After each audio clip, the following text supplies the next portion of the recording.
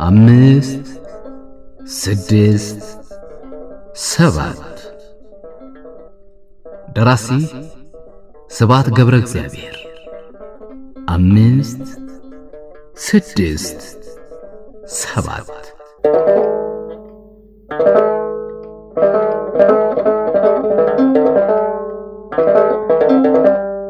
የዛሬን አያርገውና አቶ በርሱ ፈቃድ በጉርምስናቸው ዘመን የሶስት ሰው ምሳ አይመልሳቸውም ነበር። ሲያርሱም ያንኑ ያህል ነበር። ግዙፍ ደንደሳም በመሆናቸው ሁለት ሰው ታግሎ አይጥላቸውም ነበር። ጎጆ ከወጡ በኋላ ፈጣሪ ድህነትና ፍሬን አጣምሮ ሰጣቸው። 5 ልጅ ወለዱ። ሚስታቸው በተፈጥሮ ለስላሳ ደካማ በመሆናቸው 5ኛዋን ልጅ ከወለዱ በኋላ በሽታ አደረባቸው። ለጉልጓሉ ለአረም ላጨዳ መውጣት አቃታቸው። ውሃ መቅዳትና ወፍጮም እያሸነፋቸው ስለሄደ የመጀመሪያዋ ልጃቸው ፋናዬ በ8 ዓመቷ በገንቦ ውሃ መቅዳት በልጅ አቅሟ እህል መፍጨት ግድ ሆነባት። በእናቷ የወጣች ልስልስ ነገር ከእንዝርትና ከወስፌ የከበደ ማንሳት የማትችል ሰንበሌጥ መሳይ ነች። በዚያ ላይ እስክትጠግብ አትበላም። በምን ጉልበቷ ትቻለው? ውሃውን፣ ወፍጮውን፣ እንጨት ለቀማውን በእህል ጦትም በሴት ጉልበት ጦትም ቤተሰቡ አብዛኛውን ጊዜ ቆሎ ወይም ንፍሮ ብቻ ይበላል። ቢቸግራቸው አቶ በርሱ ፈቃድ ወንድ ልጅ የማይሰራውን ሰሩ። ሌሊት እየተነሱ እህል መፍጨት ጀመሩ። ሲያስቡት እጄም ወገቤም ሞፈር ለምዷልና ከፍረቱ በስተቀር ወፍጮ ምንም አያስቸግርም መስሏቸው ነበር። አልሆነም፣ እንዳሰቡት አልሆነም። መዳፋቸውም ወገባቸውም ስላልቻለ ጥቂት ፈጭተው ተመልሰው ተኙ። ግን የማይለመድ የለም። ወፍጮውን ለመዱት። በበዓል ቀን እየወጡ እንጨት ለቅመው በማታ ጨለማ እያመጡ ፋናዬን ከእንጨት ለቅመው አሳረፏት እንጂ እስካሁን ሞታ ነበር። ዓርብ ዕለት ማለዳ ተነስተው ሞፈር ቀንበራቸውን ተሸክመው የቀራቸውን አንድ በሬና የጎረቤታቸውን የወይዘሮ የሹምነሽን በሬ እየነዱ ወደ ወይዘሮ የሹምነሽ እርሻ ሄደው ጠመዱ። አንድ ቀን የወይዘሮ የሹምነሽን መሬት፣ 2 ቀን የራሳቸውን መሬት ነው የሚያርሱት። ይህን በሚዋዋሉበት ጊዜ አቶ በርሱ ፈቃድ አንዱ በሬ የኔ፣ ጉልበቱ የኔ፣ ሞፈር ቀንበሩ የኔ፣ ታዲያ አልተጎዳሁም ቢሏቸው ወይዘሮ የሹምነሽ መልሰው እንዲህ አሉ። አይ እንዲህ ከብት ባለቀበት ጊዜ ይህን አግኝተው ተጎዳው ይላሉ። አሁን ለልጆቹና ለጉርብትናው ብዬ ነው እንጂ አንድ ቀን ለኔ አንድ ቀን ለራሱ የሚያርሳት አለው። እንዲያውስ 2 ቀን ለኔ አንድ ቀን ላንተ ብለው እጅ ነስቶ የሚቀበለኝ አጣለሁ። ለዚህ ነው እንጂ እርሶ ከሚመጡብኝ እኔ መጣቦት አልነበረም። አቶ በርሱ ፈቃድ አንገታቸውን ደፉ። እሱስ ነው አሉ። እርሶ 4 ማድበሬ እያረሱ እንደኔ ያልተቸገሩምና ማለቴ ነው እንጂ። አይ አያ በሱ ፈቃድ እርሶም እንዲህ ይላሉ። ባሌ ከሞተ ወዲህ ልጅ የለኝ ምን የለኝ፣ ብቻዬን ባዶ ቤት ውስጥ ጥቅልል ብዬ እየተኛሁ አልተቸገርሽም ይሉኛል።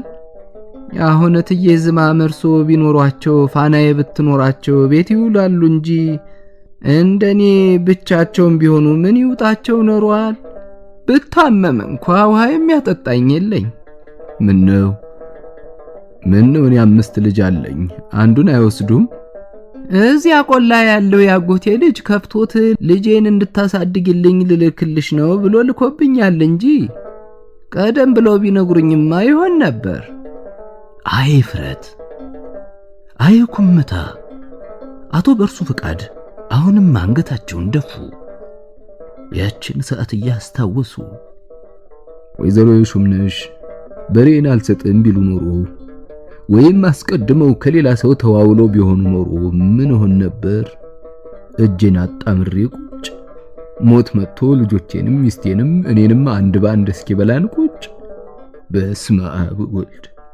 ይህን እያሰቡ ሲያርሱ በባዶ ሆድ ላይ ሐሳብ ስራቸውን አስረስቷቸው እርፉን በቅጡ ሳይጨብጡ ቀርተው ኖሮ ማረሻው የበሬውን ሸኮና ወጋባቸው። ደሙን ሲያዩ አዘኑለት።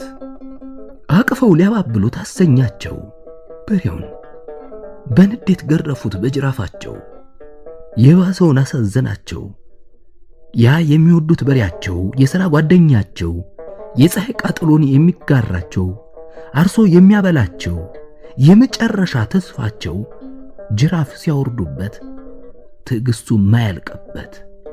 ወድብሶኝ ነው፣ ጨንቆኝ ነው፣ እርቦኝ ነው፣ አትቀየመኝ ሲሳይ ወዳጄ፣ የመጨረሻ ወዳጄ ባሉት የበሬ ቋንቋ ባወቁና የልባቸውን በነገሩት። ይህ የስሜትና የሐሳብ ጎርፍ የጤና ስላልመሰላቸው ሌላ ፍርሃት ያዛቸው። ያበድኩ እንደሆነ ወይ የታመምኩ እንደሆነ ልጆቼ ምን ይውጣቸዋል? ልጆቼን፣ ኮሳሳ ልጆቼን፣ ፍሬዎቼን፣ አጥንቶቼን፣ አጥንት ሆነው የቀሩ ልጆቼን እግዚኦ መሐረነ ክርስቶስ አውጣኝ፣ ከዚህ ጭንቅ ሰውረኝ፣ ከልጆቼ መማቀቅ እግዚኦ ሞቴን ስጠኝና ልጆቼን አብላልኝ አንተ ፈጣሪ። ይህ ሁሉ ነፍሳቸውን እያስጨነቀ እሳቸው የሲሳይን ሰኮና አንስተው አዩ። ክፉኛ ተወግቷል። ምናልባት ሳምንት ሙሉ ሊያርስ አይችልም ይሆናል። በሬዎቹን ፈቱና እርፍና ሞፈሩን ተሸክመው ወደ ቤት ሄዱ። ከቤታቸው ኋላ ያለው ዋንዛ ስር ሁለተኛ ልጃቸው ወርቁ ቁጭ ብሏል። ከ5 ዓመት በፊት 3 ጥማድ በሬ በነበራቸው ዘመን በጥጋብ ዓመት ሲወለድ ድቡልቡል ዱባ ልጅ ነበር። እሱማ እንደ አባቱ ወፍራም ጉልበታም ብርቱ ሊሆን ነበር የተወለደው። ድህነት ቤታቸው ገብታ ከ6 5ቱን በሬ ጨርሳ 16ቱንም በጎቻቸውን አንድ ባንድ አስሽጣ ቀስ በቀስ ሁሉንም ነገር ውጣ ይህ ወርቁን ልጃቸውን ሳይቀር ወፍረቱን ደሙን መጠጥ አድርጋ አጥንትና አይን ብቻ አስቀርታ ጉድ ሰራቻቸው እንጂ ወርቁ መሬቱን በእንጨት እየጫረ በዝግታ ያለቅሳል። ምን ሆንክ አሉት። ማማ ሹምነሽ ናቸው አለ። ምን አረጉ ወይዘሮ ሹምነሽ አሉት። ለላክህ ከማማ ሁለት ሃይማኖት ቤት ሰፌድ አምጣልኝ አሉኝ። እቺ ምራቅ ሳትደርቅ ሮጠህ ያመጣልኝ እንደሆነ እንጀራ በጭው ሰጣሉ አሉኝ። ሮጫ መጣሁላቸው። ምራቋ ሳትደርቅ ደርቃለች አሉና ከለከሉኝ። አልደረቀችም። ውሸታቸውን ነው አባብዬ፣ አልደረቀችም። እንጀራዬን ከለከሉኝ። አቶ በርሱ ፈቃድ ከማዘናቸው የተነሳ ቆመው ቀሩ። በወዳቸው ለፈጣሪ አቤት አሉ። ልጃቸው እንባቸውን እንዳያይ በልተነስ ቤት ግባ አሉት። ተነስቶ ገባ። የተሸከሙትን አውርደው በልጃቸው ቦታ ተተክተው ቁጭ ብለው አለቀሱ። የማበላቸውን ከልክለህ ልጆች የሰጠኸኝ ምን ነው አሉት ፈጣሪን።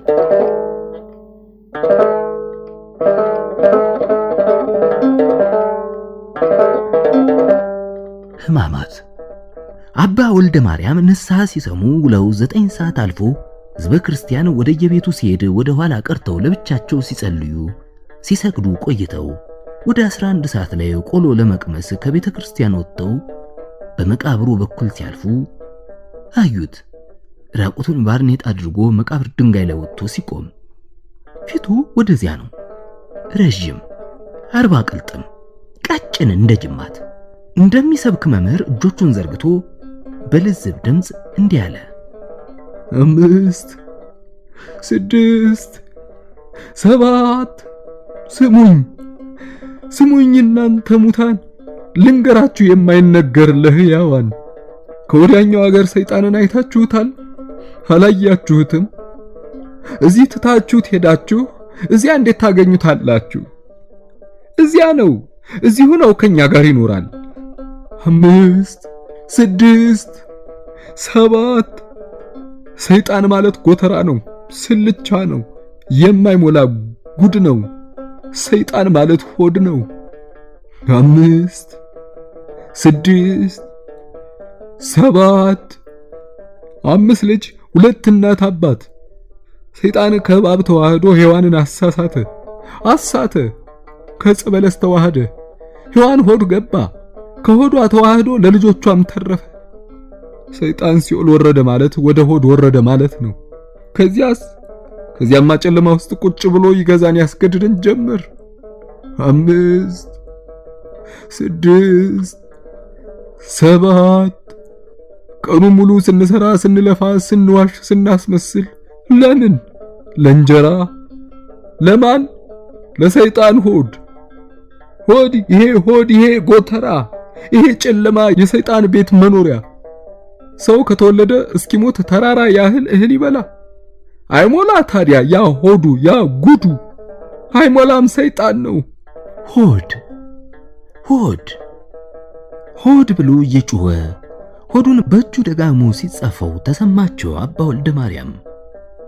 5 6 7 5 ልጅ 6 እናት 7 አባት። እንግዲህ ሰሞኑን ስለ ክርስቶስ ስቅለት ትሰማላችሁ። ግን ማን ነው ሰው ሆኖ ያልተሰቀለ? ማን ነው በልጁ ለቅሶ ያልተቸገረ? ማን ነው በሚስቱ ሞት ያልተቀበረ? ደጋግሞ ሊነሳ ደጋግሞ ያልተቀበረ ማን ነው? 5 6 7 እሳት ገሃነም ትገባላችሁ ብለው ያስፈራሩናል። የት ነው ያለነውና ነው? ገሃነም አይደለምን? በረተ ወዲያ ብሎ ዞረ። አይኖቹ በእብደት ደንግጠው እንደደነገጡ ቀርቷል። ያስደነግጣሉ። እብዱ አባ ወልደ ማርያምን እያያቸውና ከድንጋይ ወርዶ ወደ እሳቸው መጣ። ቀጭን አጥንታም ረጅም ነው። ለሁለት ቢታጠፍ እሳቸውን ያህላል። ሰላም ለክ ሕማማት ነውና የይሁዳን ታሪክ ልንገርህ አላቸው። 5 6 7 ሰማይን አንጋጠው ቢያዩት ደመና አጥቶ ራቁቱን ቀረና በጸሎት ቢጨምቁት ጠባልላልና ምድር ጉጉታ ተነቃቅታ ደርቃ ቀረችና የይሁዳ አንበሬዎች አንድ ባንድ ከዱትና ታማኙ አልሞትም ባዩ ጀግና ሲሳይ ብቻ ቀር። ቀንበር ሊሸከም ሞፈር ሊጎትት አብሮት ሊሰራ እስከ መጨረሻ 5 6 7 ይሁዳ ግን ሰው ነውና ከሃዲ ነውና በሬውን ሊሸጠው ተነሳ። ገዢ ታጣ። እንግዲያውና ሲሳይ የመጨረሻ ወዳጄ ዘመዴ ወደ ጓሮ እንሂድ ልንገርህ ለብቻ አለና ወሰደው። 5 6 7 በስመ አብ ወወልድ ወመንፈስ ቅዱስ አለና የመጨረሻዊቱን ምስጢር በስለት ነገረው። እርድ በሬው ከማዘኑ የተነሳ ምንም አላለ። በዝምታ ነፍሱን ሰጠ። ፀሐይ ይህን አይታ በፍረት ፊቷን ልትሸሽግ ዘወር ብትል ደመና አጣች። ደም አለቀሰች። አረድኩት፣ ገፈፍኩት፣ ብልቱን አወጣሁት። ጠብሰን ቀቅለን በላ ነው ሲሳይን የመጨረሻ ወዳጃችንን። ወጥ እንዳይሆን እንጀራ የለን፣ ቋንጣ እንዳይሆን ቶሎ ጨረስ ነው። በላሁት ሲሳይን ዘመዴን፣ ለሆድ ለሰይጣን ሰዋሁት። ታዲያ ይሁዳ ከዳተኛ ነው ይላሉ። የኔን ታሪክ ያላወቁ ይሁዳ እንኳን ተጸጸተ፣ ተሰቀለ፣ ዕዳውን ከፈለ። እኔ ግን ብሎ ራሱን ይዞ ጮኸ። ወይኔ ዘመዴን፣ ወይኔ ወዳጄን፣ ወይኔ ሲሳይን፣ ወይኔ እያለ እየተወዛወዘ የመርዶ የቀብር ለቅሶ አለቀሰ። ከዚያ ለቅሶውን ድንገት አቋርጦ ካጠገባቸው ትልቅ ድንጋይ አነሳ። ተንበረከከ። ድንጋዩን ትከሻው ላይ አኖረ። ማረኝ አንተ የዳዊት ልጅ ይቅር በሉኝ አባ አላቸው። እግዚአብሔር ይቅር ይበልህ፣ አልፈልግም የሱን ይቅርታ ብሎ ተነስቶ በንዴት ድንጋዩን ወደዛ ወረወረው። የተበደለ ምን ይቅርታ ያስፈልገዋል? ሰው በመሆኑ ይቅርታ ለመንኩ እንጂ ፈጣሪን ይቅርታ ለምናለሁ። እሱማ ሊከሰስ ይገባዋል ብሎ እጆቹን አንስቶ ለሙታን መናገር ጀመረ። እብዱ ሰውዬ 5 6 7 ንገሩልኝ ታገኙት እንደሆን አበላቸው እህል ከልክለህ 5 ልጆች የሰጠኸኝ ምን ነው ብሎሃል በሉት። 5 ልጅ ተሰብስቦ አብሮ ሲውል አንዲት ሳቅ ብቅ ሳትል ቀኑ መምሸቱ ምን ነው ብሎሃል በሉት። ልጆቼ አንዲት ቀን እንኳን ኩኩሉ ሳይጫወቱ ማለቃቸው ምን ነው? ሚስቴንም ልጆቼንም አንድ ባንድ ስቀብር ዝም ብለህ ማየት ምን ነው ብሎሃል በሉት። የፍርድ ቀን ቢመጣ የሚፈረድበት ማን ነው ብሎሃል በርሱ ፍቃድ በሉት። 5 6 7 የፍርድ ቀን ቢመጣ ለስለስ ባለ ሩህሩህ ድምፅ ምነው አለቀሱ አባ ሲላቸው አይናቸውን ከፈቱ። በነገሩ እውነትም ተሰቅለሃል፣ ግን አብሮት የተሰቀለ በቀኙ ይቀመጣል፣ አይዞህ። ድንገት ቁጭ ያለና ጉልበቱን አቅፎ ራሱን ደፋ። ተንበረከኩ አጠገቡ። ምን ሆንክ ልጄ? እርቃነ ስጋዬን አጠገቡ ቆሜ ይቅርታ አባ፣ ይለፉ ይሄዱ። አባ ተነሱ። 40 ጊዜ የተጣፈ ውትቶ ካባቸውን አውልቀው አለበሱት። አይዞ ልጄ፣ ከልብሱ ስር ሁላችንም እርቃነ ስጋችንን ነን። በል ተነስ እንሂድ። ጥቂት እርምጃ እንደሄዱ ትንሽ አለፍ እንበል አባ፣ የፀሐይ ሙቀት ደስ ይላል አላቸው። ስፍራው ግን የምሽት ጥላ ሰፍኖበታል። እስቲ እዚች ያጋድሙኝ። እንደሱ አይ አባ፣ እንዴት ደግኖት! ለመሆኑ ሰው ኖት? አይኑን ዘጋ።